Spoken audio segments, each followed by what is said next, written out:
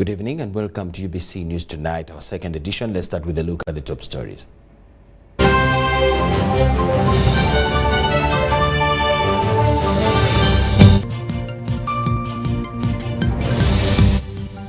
Mozambican president tours Kaumu Farm and Namunkekera Industrial Park. Information Minister tips journalists on professionalism. Over 1,000 residents face eviction, cry out for government intervention. There is need for collective effort against corruption.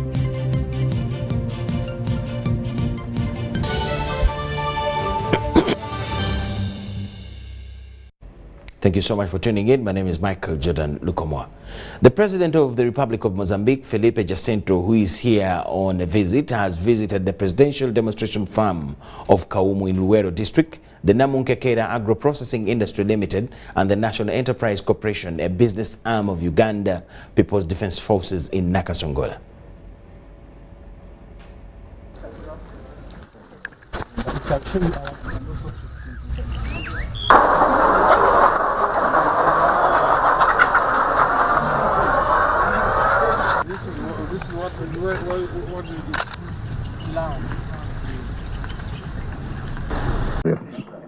That one which is wrong, you are the one to undertake. That you are not going to underdevelop us like the Europeans underdeveloped us. But so far, so good. Esperamos que não façam mesmo que os europeus, mas está a correr tanto. Because they have turned soil into products. Pois eles transformaram. Poderíamos contar muito, mas eu gostaria de In my summary, I could just say that we are brothers, and this brotherhood has been there for a very long time. Somos irmãos de longa data. Our diplomatic relations are very, very good. Então é isso que estamos aqui, estamos a ampliar as nossas relações. We did not bring our businessmen this time, but we will certainly do so and build up economic forums so that we can do things such as these as an example. We are happy to see industrial parks such as these, to see the example that is happening in Uganda, and we are doing the same in Mozambique, yet the model that we have just seen shows us that in 7 years it's possible to infrastructure the land and provide the appropriate conditions, and that's who will actually do that.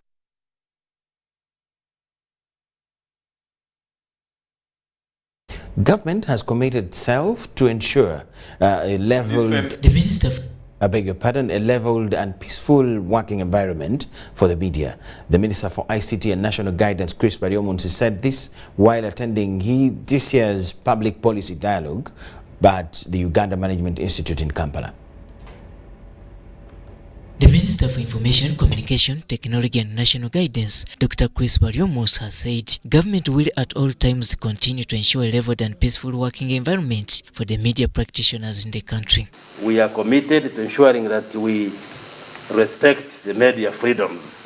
It is also true that it is the norm that every time government is harassing journalists, there may be those isolated incidences which should be investigated and punished, but by and large the policy perspective here and our conviction is that we should work closely and have a cordial and amiable relationship with the media practice, because the media practitioners do a very good job.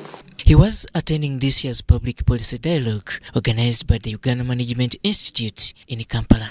Yes, in today's debate, we saw Professor Karieja questioning us who are present in the dialogue, and also questioning the minister on how have we delivered media as a service.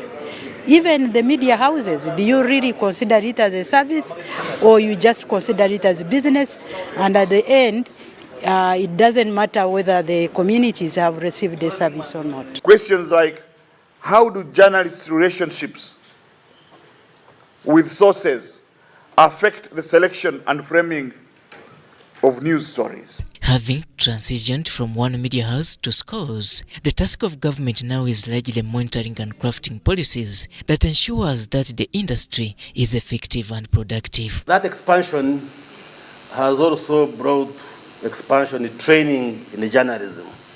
I think now many universities and tertiary institutions train in journalism, and we have many practitioners, and that is very positive. That's very good. But I think the training has to be regulated. We must put a microscope on that training so that we can continue to produce well-trained, skilled and competent Ugandans or individuals. During this year's public policy dialogue organized by UMI, challenges ranging from low levels of media standards to declaring media ethics were among the factors many are worried about. Issues around ethics that need to be polished, and that's why UMI has established this course in journalism and communication management to have now a technical approach to practice of journalism and media management. It is in line with this that UMI is bringing on board a postgraduate diploma in journalism and media management to be now offered at the institute. To officially launch the new program, the postgraduate diploma, to be offered here at Uganda Management Institute. Robert Onyango, UBC News. The Court of Appeal has reconfirmed Christine Ndiwalana as the duly elected Member of Parliament for Bokoma-Simbi North constituency. This followed the quashing of the High Court decision by the Court of Appeal in which it had earlier nullified her victory for Bokoma-Simbi North constituency in Bokoma-Simbi district.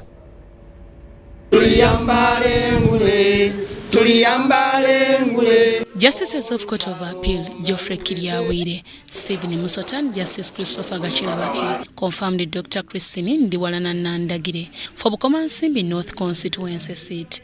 According to the justices, the issue of academic qualification, which was raised by the petitioner Ruth Katushabe in High Court massacre, would have been raised during nomination time. Power, power, power, power, power, people power. The appellant, Dr. Christine Nandagire, who was in court, received the judgment, expressed joy with her supporters.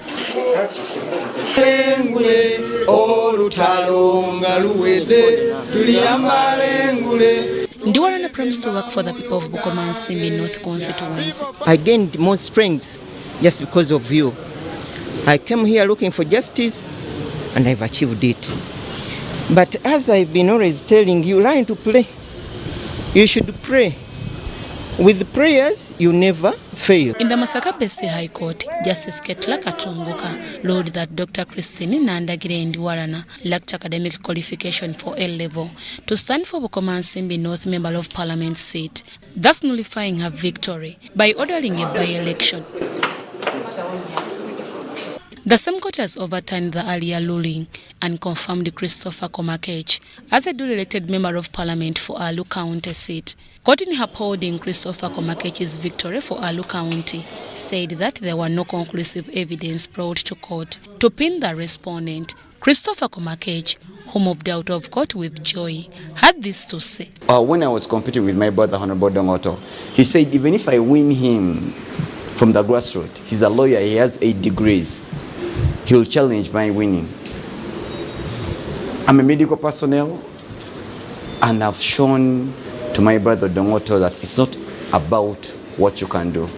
It's about what the people want you to do for them. Judge Tadewa Simo of Gulu High Court in nullifying Christopher Komakech's victory based on the former Alu South County Member of Parliament, Samuel Odongoto's grounds that Komakech did not resign from the position of psychiatric nurse at Butabika Referral Hospital. Oto also told court that Komakech wrongly addressed his resignation to the Executive Director of Butabika Referral Hospital instead of the Permanent Secretary Health Services Commission. Meanwhile, Court of Appeal has upheld Waliom Moses Mwanika's victory for Kagoma County seat in Parliament. I'm so happy by the decision of the court that today we have an independent court, and really they depend on the evidence, because in his appeal he had no grounds, but today Court of Appeal has proved it that I'm the winner of the seats of Kagoma constituency. Frederick Munyira had petitioned the Court of Appeal challenging Waliomo Moses Mwanika's victory, citing that Baliomo did not have the required academic qualifications for A-level to stand for Kagoma County Member of Parliament seat. He had also filed an application to amend the memorandum of appeal, and the court, after evaluating all the evidence and circumstances surrounding the matter, has agreed with us that indeed Mr. Munyira was not serious enough. He was not a serious litigant. He never filed the appeal in time. Following this judgment, now Waliomo Moses Mwanika is the elected Member of Parliament for Kagoma County. Eric Sabit was one of the lawyers representing the Electoral Commission in these petitions. Like the one for Honorable Komakechi in Nauru on the nullification of election on improper resignation. Our contention was that actually the court had ignored some of the facts. So in our appeal as the Electoral Commission, we're happy for the decision of court and the way Court of Appeal reasoned. Deborah Namamonde, Nantongo Rebecca, UBC News. Thousands of Maryland tenants in Mubende, Mityana, Kasanda and Gomba have been handed land certificate of occupancy. The event was held at the Mayor's Gardens in Mubende municipality, as we see in this report. Continued land wrangles have negatively impacted on the development of Greater Mubende area.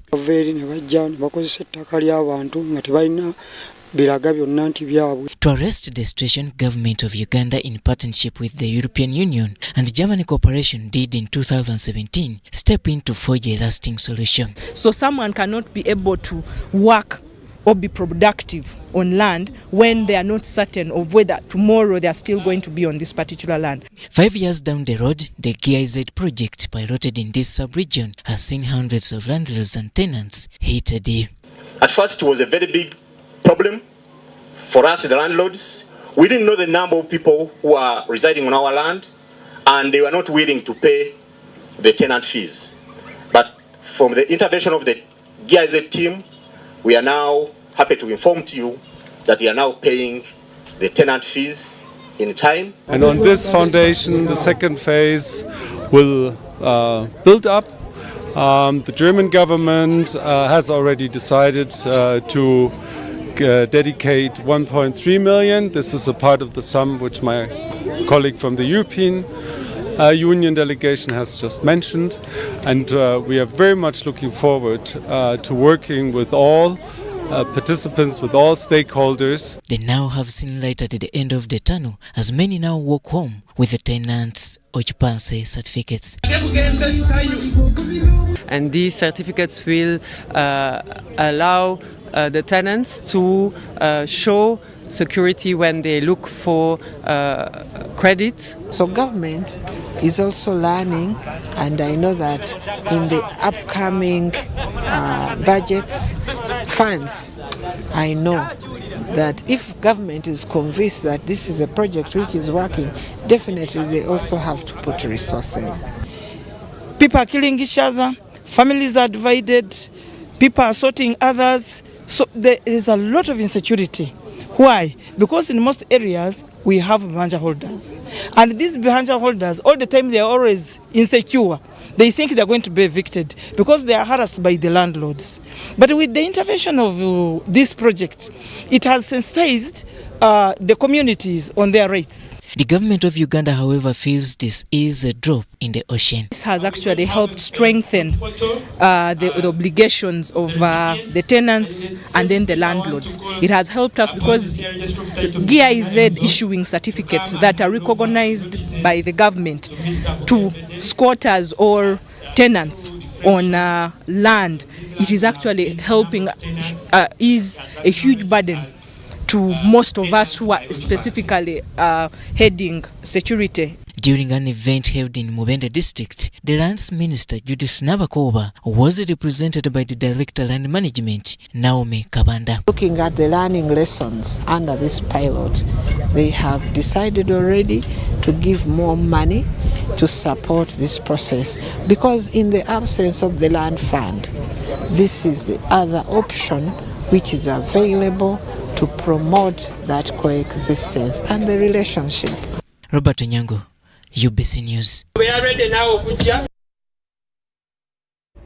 The Permanent Secretary, Minister of Finance, Planning and Economic Development, Ramadan Gobi, says that prioritizing industrialization and import substitution should be emphasized if the country is to steer steadily out of the current harsh economic times. The Permanent Secretary, Minister of Finance, says a shift from trade to industrial policy is the way to go as government revamps the economy following the adverse effects of COVID-19. As a country, we must also avoid the temptation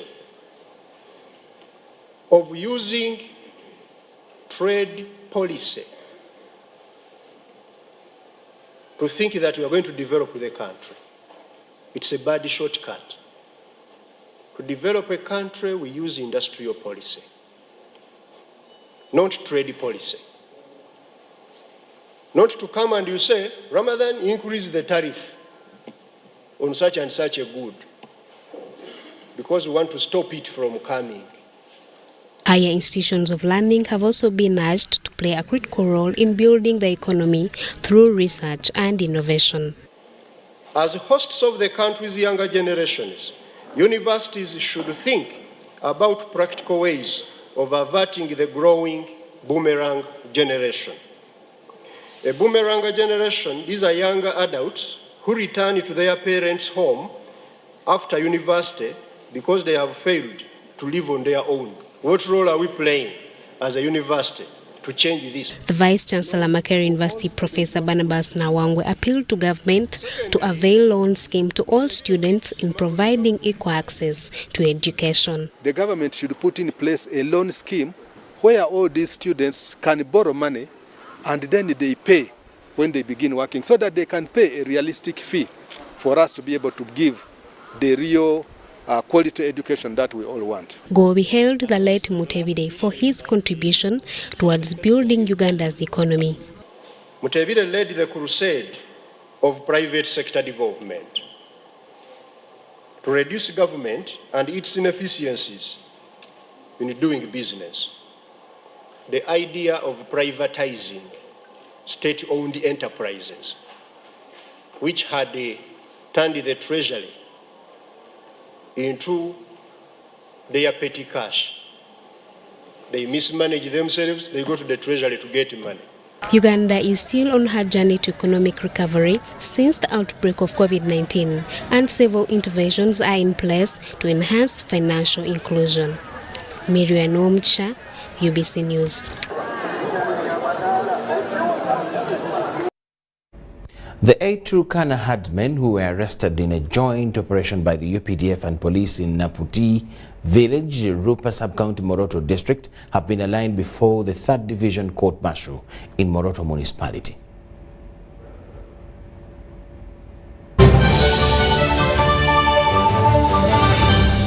Today in history.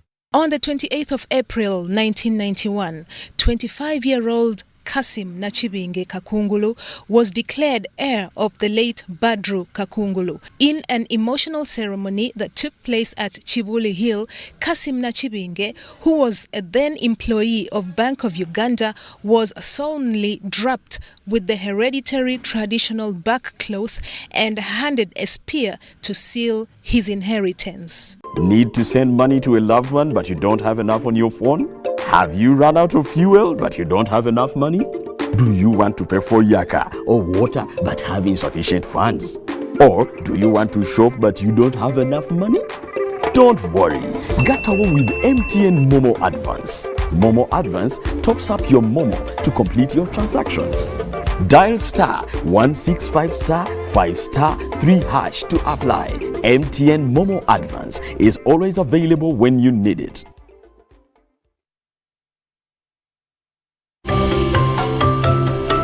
Total Energies has undertaken a number of initiatives aimed at ensuring that Ugandan entities and citizens are adequately equipped to participate in the oil and gas sector. Yeah, we do manufacture and supply personal protective equipment. We supply beyond Total Energies. We supply their subcontractors. Yeah, we have seen our company transform from a trading company to a manufacturing entity. We are able to set up some of these facilities that we are enjoying right now. And these facilities also are supporting other sub-sectors. So they have no idea what oil and gas is, but the items they are using are a result of oil and gas. Overall, the industry, manufacturers, suppliers, traders will all enjoy. Total Energies EP Uganda is committed to the empowerment of Ugandans to take an active part in the overall development of the oil project in Uganda.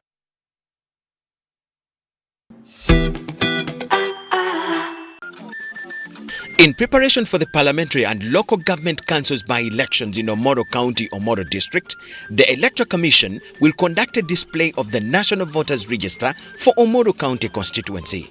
The public display of the voters register will be conducted at each polling station within Omoro County from Monday the 25th of April to 4th of May 2022, starting at 8 a.m. till 6 p.m.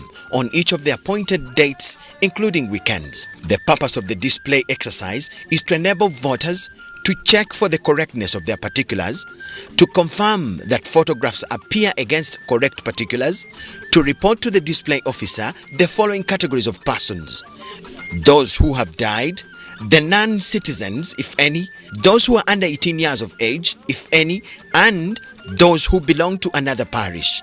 Please note that there will also be a display of lists of persons recommended for deletion from the voters register for a period of 6 days from the 5th of May to the 10th of May 2022. The purpose of this supplementary display is to enable any person who may have been wrongly recommended for deletion to raise an objection to the parish tribunal. The parish or ward tribunal may reinstate the person if convinced of the genuineness of an objection.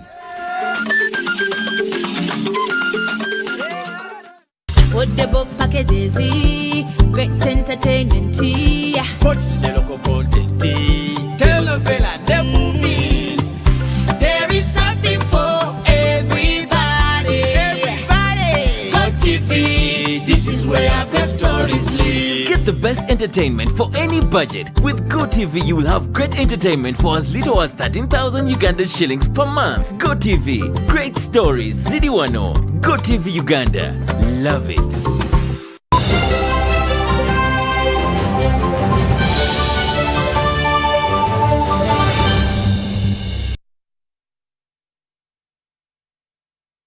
A new bill seeking to regulate alcohol consumption could soon find its way on the floor of Parliament.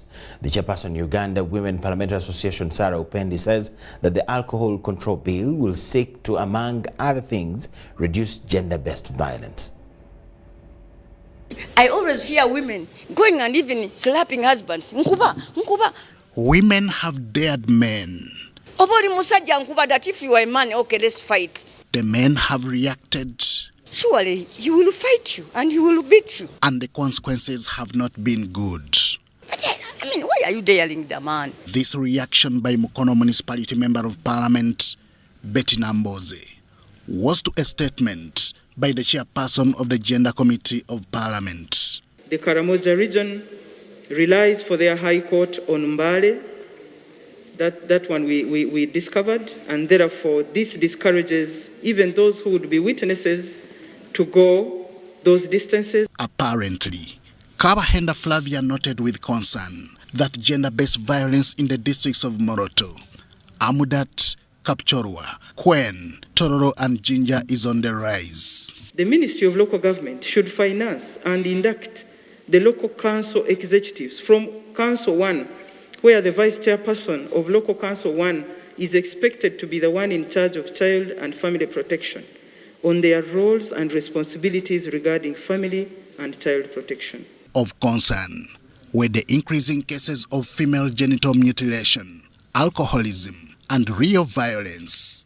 Some men have reportedly fallen victims. We have rape, we have things like physical assault, sexual assault, including things like early marriage, psychological violence, and because gender-based violence doesn't only look at beating of a woman, but even the performance of a man in the house. That is also violence, which is very quiet, that people don't talk about. We have 6 main forms or types of gender-based violence. And I have not come across what is called performance of men unless you explain what it is. Many interventions have been recommended, including increased awareness, more funding, and legislative agenda against the vice. It is critical to view GBV as a human rights issue and appreciate that as long as it takes place, human rights of men and women and children are being impeded. By 9-10, instead of the men being in the gardens or working, they are in the trading centers drinking. So, Right Honourable Speaker, we are coming with the alcohol control bill. Alcohol has made some people or some men forget their families. Alcohol has made some people, even students, our own children, have left school because of alcohol. So when we have a control bill, that means it's not stopping, but having control measures. More awareness creation remains paramount among other forms of intervention. And to see to it that the other people are also facilitated well to reach out to the communities, starting from the district levels to right away to town councils, municipalities, and even the police departments. I think they need to be told there's a better world out there, that you can be married and you can be loved and you can be taken care of without being beaten. And also we need to respect each other so that if there's any problem at home, we say to you, solve the issue amicable rather than to shout it, to go for court, what. How effective these interventions will be, only time will tell. Henry Okrut, UBC. Now, the civil society organizations under HEPS Uganda have decried inadequate access to information on COVID-19 vaccines. This was at a COVID-19 capacity building training week organized by HEPS Uganda at the Lake Victoria Hotel in Entebbe.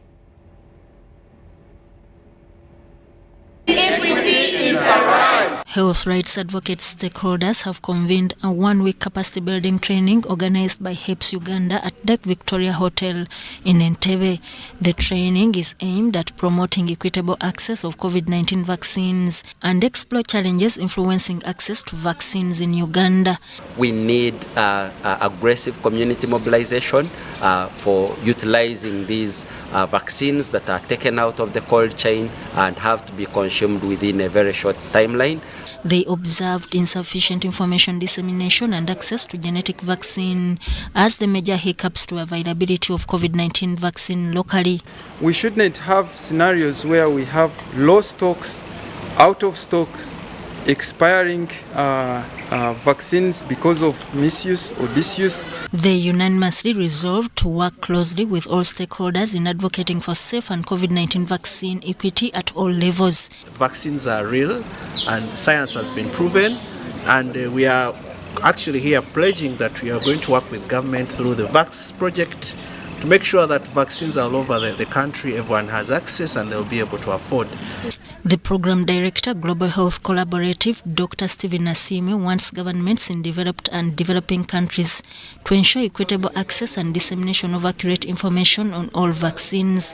So we are saying we want global COVID-19 vaccine equity. So from the people who manufacture these vaccines to make them equitably accessible, affordably to all citizens globally, because infectious diseases don't know borders. Executive Director HEPS Uganda, Kenneth Mwehonge, urged developed countries to allow Uganda access genetic COVID-19 vaccines to enable local production. We are here to call upon increased access, transferring this technology to countries that are producing these vaccines, to produce more generic versions to reduce the cost, but also increase access. The training has been concurrently held with Global Week Immunization campaign aimed at sensitizing the public to appreciate vaccination. Sudat Kaye, Robert Boita, UBC News. As Uganda prepares to join the rest of the world to commemorate the International Labour Day, government is already assessing the performance of most wealth creation and poverty eradication programs. The 2022 International Labour Day is going to be held under the theme Mitigating the Impact of COVID-19. each and everything as a matter of national importance. There are so many institutions which... To fully appreciate the impact of the disruption of COVID-19 on the workforce, the government, through the Ministry of Gender, Labour and Social Development, commissioned a study to establish the impact of COVID-19 on labour, employment and productivity.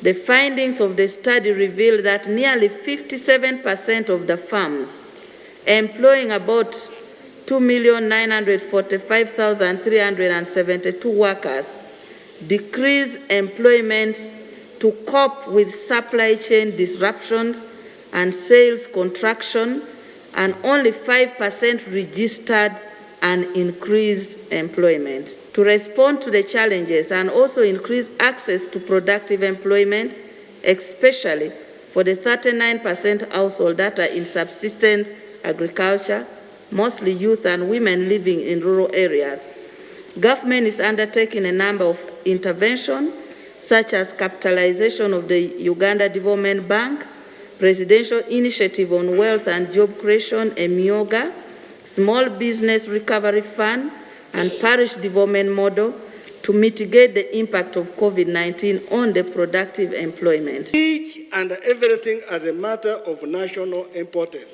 There are so many institutions which can handle these things. So, Mr. Speaker,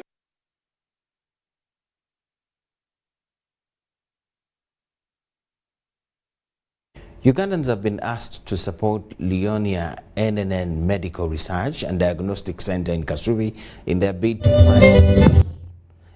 to fight diabetes and cancer.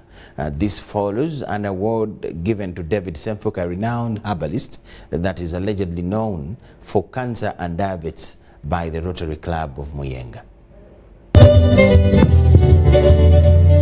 Members of the Rotary Club Muyenga were shocked after testimonies by a fellow colleague that identified David Seifuka's herbal remedy. Her recovery, she's been tested. She was tested at Mengo Hospital 3 times.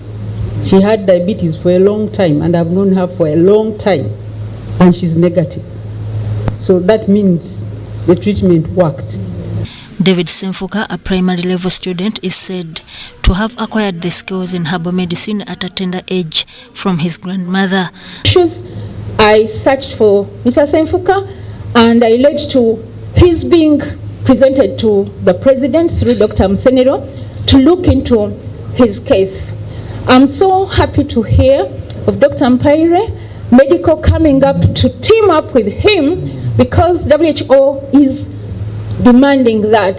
Seifuka's herbal cures for both cancer and diabetes are in use under community status, hence the need of registering his company with the Uganda Registration Service Bureau. Confirmed cancers we have treated basically, which we are punctual with the reports, are cancers of the prostate, the breast. The uterus has different types of cancers. There is one for the cervix and one for the endometrium. The endometrium is the internal lining of the uterus. So we have handled the cancers of the endometrium, the cancers of the uterus itself, then that of the cervix, then the breast, and the Kaposi sarcoma, which is the cancer of the skin. The President, Rotary Club Muyenga, Professor Nwagaba Augustus, asked David Seifuka to collaborate with researchers. The Rotarians were, however, concerned about the emerging quack herbalists. If we take to the specialists, government versus Ogwang, government versus Seifuka, I think we lose the point. As chairman of TAS, I can tell you, we're also having problems now. With the improved suppression we had before COVID, some people actually show negative results now because of taking ARVs. And these are the people the pastors take on the platforms and say to Amusavira now. With support of Dr. Seifuka, the cure for diabetes and cancer cure will emerge. Sudat Kaye, UBC News. Farmers have been asked to embrace agriculture insurance scheme, a project under the Ministry of Finance aimed at preventing disasters due to climatic change. Minister for Finance and Economic Planning, Henry Musasizi, has appealed to all Ugandans to embrace government programs for faster development. Musasizi says agriculture insurance policy, where a farmer is requested to pay a stamp duty of 35,000, is unfair and should be suspended. I have seen this. I didn't know this. It is quite unfair. Now that we are in the process of reviewing all the tax laws, as Ministry of Finance, we are going to look into it. This was during a 2-day training on agriculture insurance scheme for selected stakeholders from the Rubanda district, conducted at St. Agatha Kokore Secondary School in Rubanda East, Rubanda district. We must have a mechanism of protecting the farmers in an event the disaster happens. Still, the farmer should be able to be paid, should be able to claim the investment in the project. Musasizi says government has demonstrated full support to the agriculture through programs like Operation Wealth Creation, Intandikwa, the Plan for Modernization of Agriculture, the Parish Development Model, and Agriculture Insurance, among others. The Agriculture Officer, Bubale Town Council, Rubanda District, Geiga Pamela, said the district is ready and hopes that with agriculture insurance with parish development model will assist in handling natural calamities. And I hope with this program of insurance, the model, parish development model will also be much embraced, will be much welcomed, because our worry has been always the threats of the natural calamities, the issue of has been the issue of drought, floods. So when we insure our crops, I think we shall get much more involved in model farming. And Lydia Chomkama, UBC News. And I hope from those very many. Uganda's urban forests are threatened with encroachment from the ever-increasing urban population. The case in point is Nachindiaba Central Forest Reserve in Wakiso district, where an estimated 60 hectares of the forest cover were destroyed during the COVID-19 lockdown. All Uganda's forest cover is under threat of encroachment, but urban forests are more at risk due to intensive pressure from the urban population. During the COVID-19 lockdown, an estimated 60 hectares of forest cover from Nachindiwa Central Forest Reserve was destroyed. Yes, so the question is, where was NFA during COVID? It's true, NFA was one of the institutions working under, of course, guidance, and I think the staff were on ground. We say this is 140 hectares. If only about 60% went, meaning there was an effort done. But also you must really appreciate that people were very idle during that time. People were at home, not at their workplaces, so they wanted the food, there was no money, so everybody thought agriculture was the way to go. National Forestry Authority is now working with different partners to restore the forest. So if you look around, you find remnants of crops. We've been able to stop them, but to bring back the functionality of this forest, we need to enhance the vegetation with new plantings. This is what we have done, and we thank so much our partners. Platinum Credit is one of the partners who have joined National Forest Authority in forest restoration efforts. That we are part of the sustainable efforts that help our societies to thrive. And because of that, we can't sit by as the climate or the environment is being degraded and we don't lend a hand. Nachindiwa Central Forest Reserve is situated on 140 hectares of land in Wakiso district, and in total, National Forest Authority is a custodian of 124 million hectares of central forest reserves.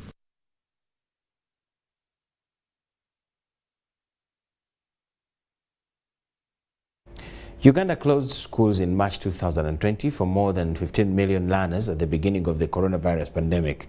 The country's 22-month school closure, which ended in January 2022, in the whole world, deepened those struggles, particularly for the low-income and students.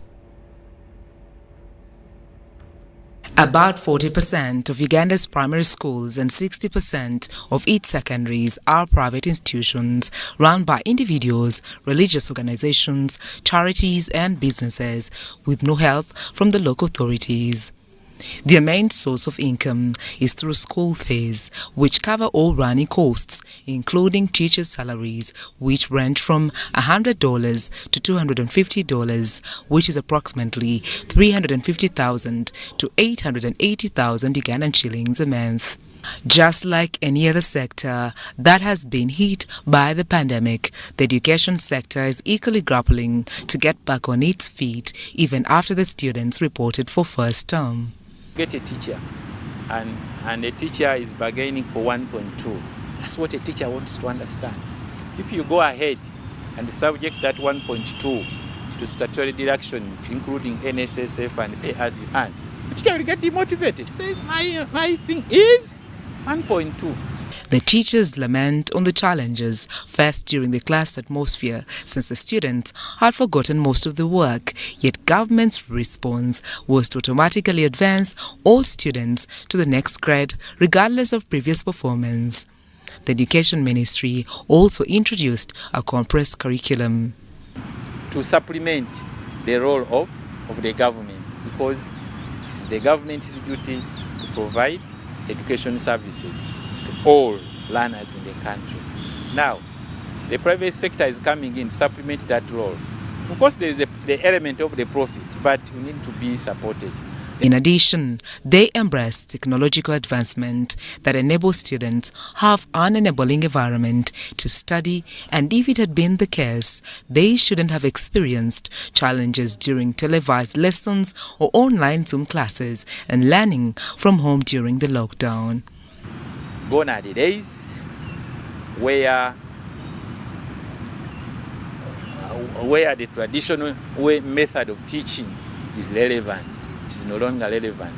The government needs to support schools with maybe computers, training teachers, that kind of. Most is the way to go now. It is the way to go now. Of course, we are incurring huge costs buying data. Remember the case of data. Data is too expensive, and very few schools can afford to provide services. And now, during this post-COVID, we came up with a strategy of trying to make sure that we complete the syllabus. And what we did was to encourage our learners to come back to school on Saturday, physical coming. If internet connectivity was okay, children wouldn't be coming to school. However, running a school during post-COVID has been so taxing, and therefore the schools call upon government to accommodate them during this whole time as they fit into the economy again as an active sector. The ministry has a big role to play. The education sector has all the necessary policies in place. For example, there is an aspect to do with the inspection of schools. That is something so important. That is a very important service, but it's no more. Because I want to tell you, ever since we came, we have not seen any inspector coming to school. And that is something so important in that it checks on what schools are doing. By the way, schools are doing a lot of funny things. Then another thing that the government needs to look at is a review of the tax regime. Tax regime as far as the education sector is concerned, because we have a number of taxes. We have corporation tax, which is at 30% of the net profit made. Then we also have the property rates.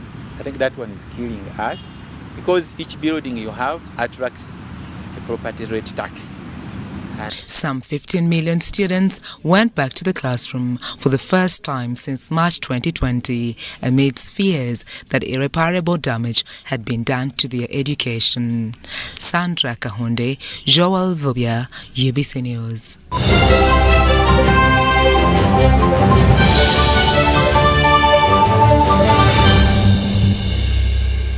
Even with my grandson, a doctor at my side, I struggled to get the help I needed.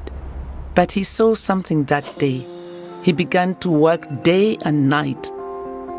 He wouldn't quit, even when people said no. he wouldn't stop fighting. He knew something had to change, and his vision was bigger than anyone could imagine.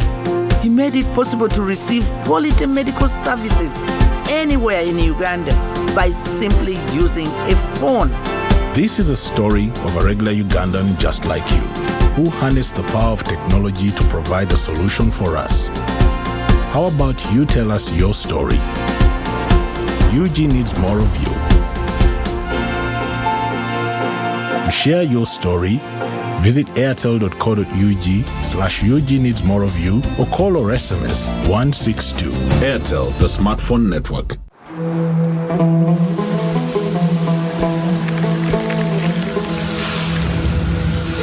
A World Cup in the desert? The first one in the Middle East. The first to be held at the end of the year? That's crazy.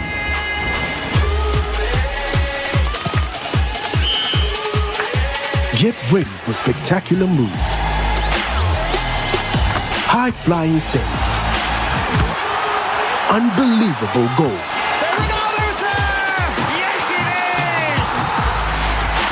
out-of-this-world celebrations.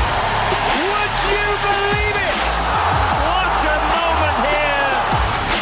All 64 matches live. That's over 5,000 action-packed minutes of the FIFA 2022 World Cup Qatar. Now that's crazy. Catch all the action only on SuperSport, your world of champions. On Go TV. Love it. Choose our with Airtel Money Quick Loans. Get a top-up loan when you have insufficient funds to buy airtime, pay utility bills, or make payments at a local supermarket. Complete your transaction and pay later. Dial *185*7*10# to opt in. Get an Airtel Money Quick Loan and pay later. Choose our with Airtel Money Quick Loans in partnership with Housing Finance Bank and powered by Yabex. Airtel, the smartphone network. COVID-19 is still here with us. As Owechitiwa Peter Maiga, the Prime Minister of Buganda, states, let us all take the necessary precautions. Self-medication is always very dangerous. We should leave medical matters to the medical personnel. It's only a healthy population that can produce wealth. And if you want to work for your well-being, you must care about your health first.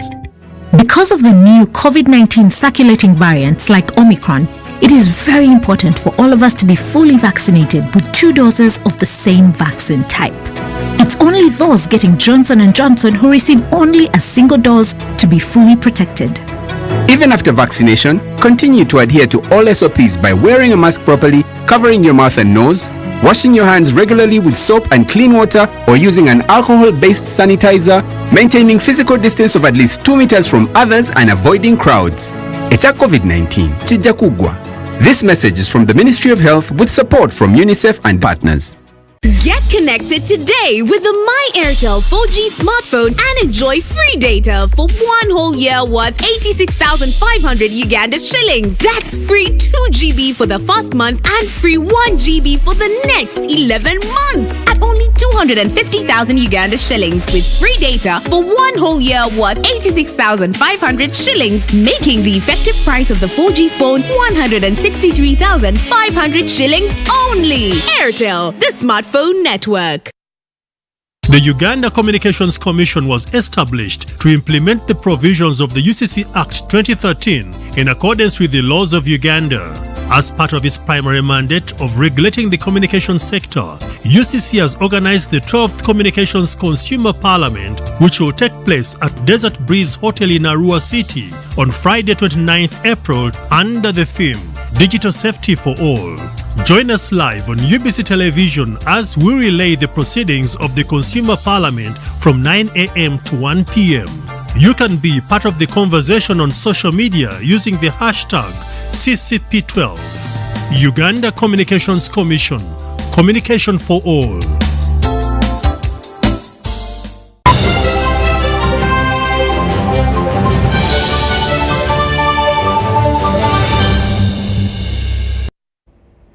Uganda Airlines has concluded feasibility studies on new routes to India and Saudi Arabia.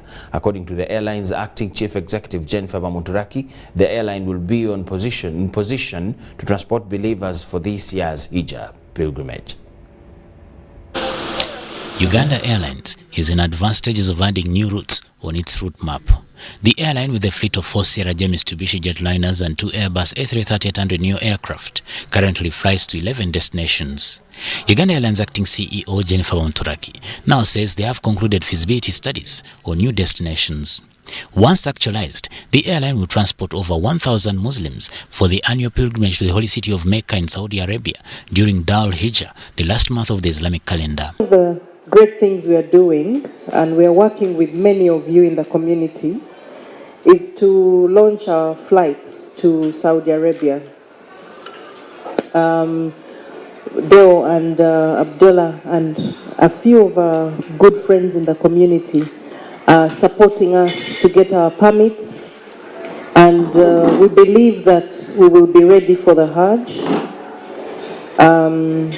So Haji, we will be ready to take your people. Yeah.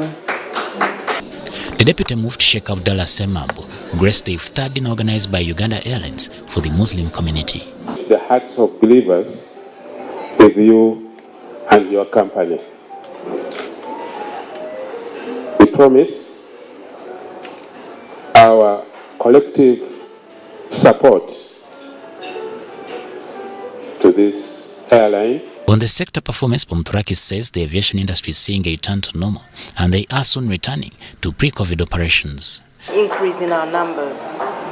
But this has also been supported by the fact that we are bringing back our schedule, as was pre-COVID. So we will be increasing our flights on Nairobi from 14 to 18 a week. We'll be increasing our flights to Juba. We'll be increasing our flights to South Africa. We'll be increasing our flights to Dubai. Why are we doing this? Because we are seeing an increase in the numbers and the support we are getting. About the London Heathrow route, Wamturaki revealed that meetings are ongoing with UCO officials and relevant government of Uganda agencies to make this happen soon. Samuel Senono, UBC News.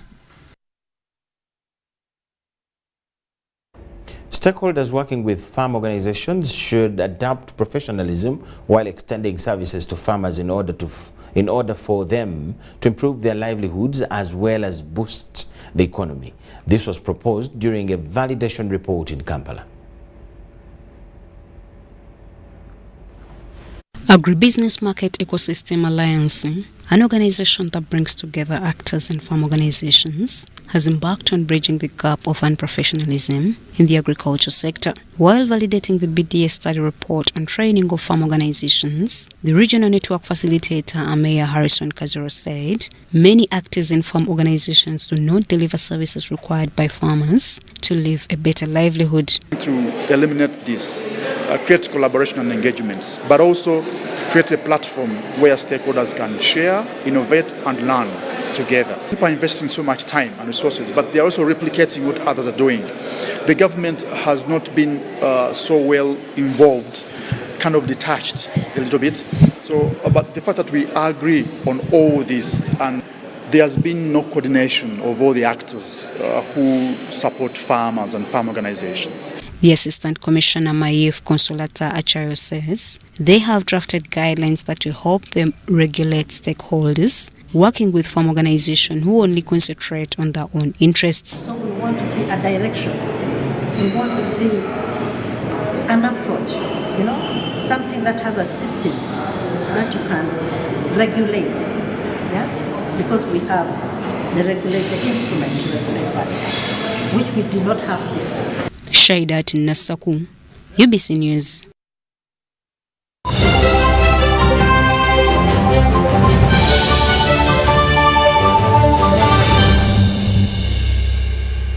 St. Mary's Chitende and St. Andrew Kagwa Senior Secondary School will contest the 2022 Senior Secondary School Sports Association National Boys Football Championship on Friday in Arua City. To the slot in the final, St. Mary's Chitende beat Chivuli Senior Secondary School 3-1 in a game marred by controversy after the referee awarded Chitende a dubious penalty for the teams to draw level 1-1 at some stage. On the other hand, St. Andrew Kagwa, which has been The revelation at the championship edged two-time winners Buddo Senior Secondary School by 2-0 in a game St. Andrews Oscar Mawa Shon. Chibuli Senior Secondary School and Buddo Senior Secondary School will contest the classification final on Thursday before the final takes precedence on Friday.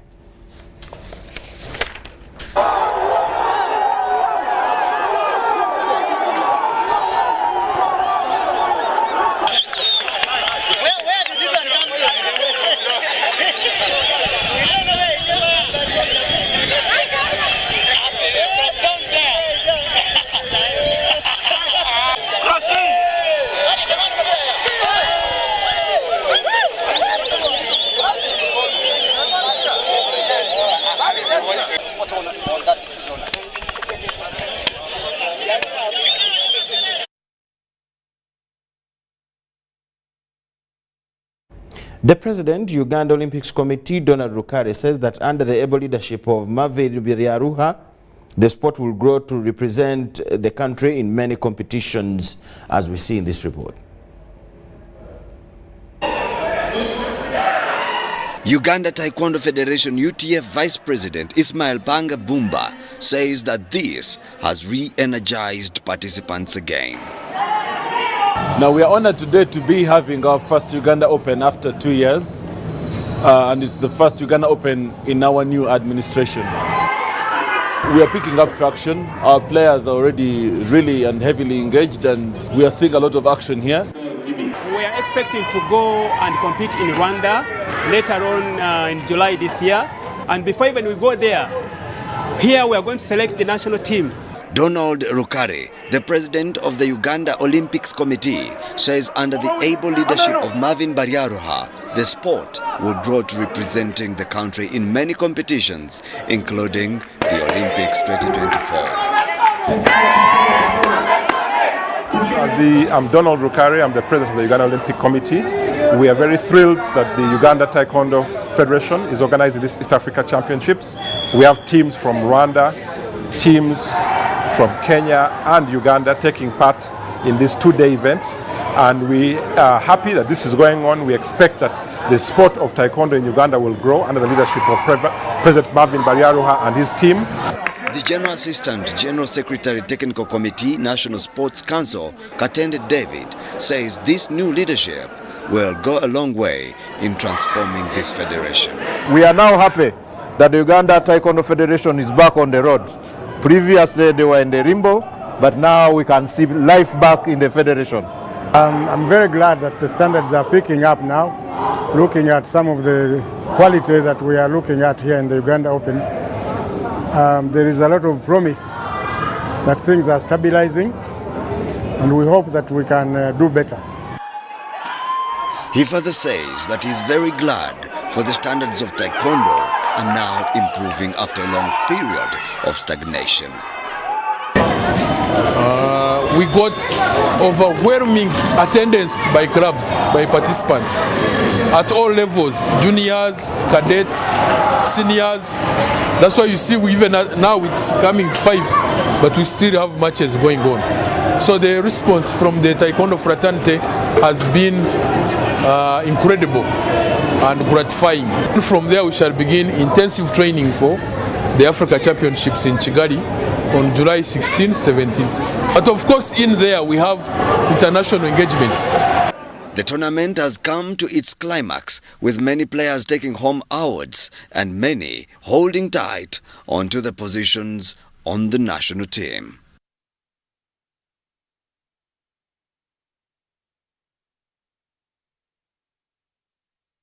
All we had for you tonight. Thank you so much for watching. My name is Micheal Jordan Lukomwa. Enjoy the rest of the night. Bye-bye.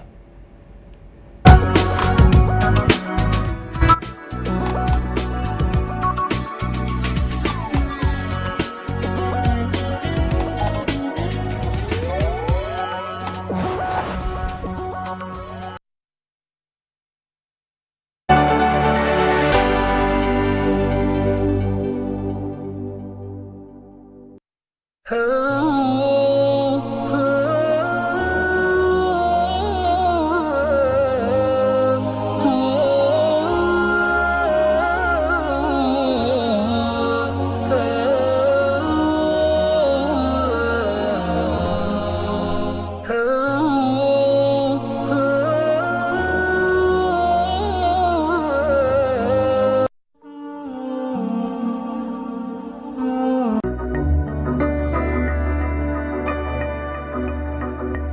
Assalamu alaikum wa rahmatullahi wa barakatuh. I really have to say this with this big smile.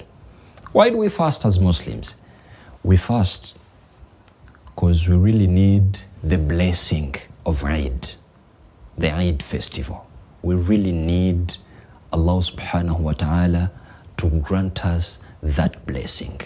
And for us to get to that, we need to go through the fasting. So the whole patience you've applied in Ramadan, Eid day is there for you to be happy, to remember that Allah subhanahu wa ta'ala, whenever Allah subhanahu wa ta'ala puts you in any situation that might be challenging a bit, Allah subhanahu wa ta'ala will definitely create a good story for you. So the reason why we fast as Muslims, please, if you ask today, why do you fast as Muslims? It's because we really need to celebrate Eid. And if at all you're not fasting, how are you even going to celebrate Eid? Really? It's not authentic for you to celebrate Eid. Eid day is only for those who have witnessed fasting. I request Allah subhanahu wa ta'ala to grant us that happiness after we are done fasting the holy month of Ramadan. Allahumma ameen. Wa barakallahu fikum. Let me hope you're also smiling.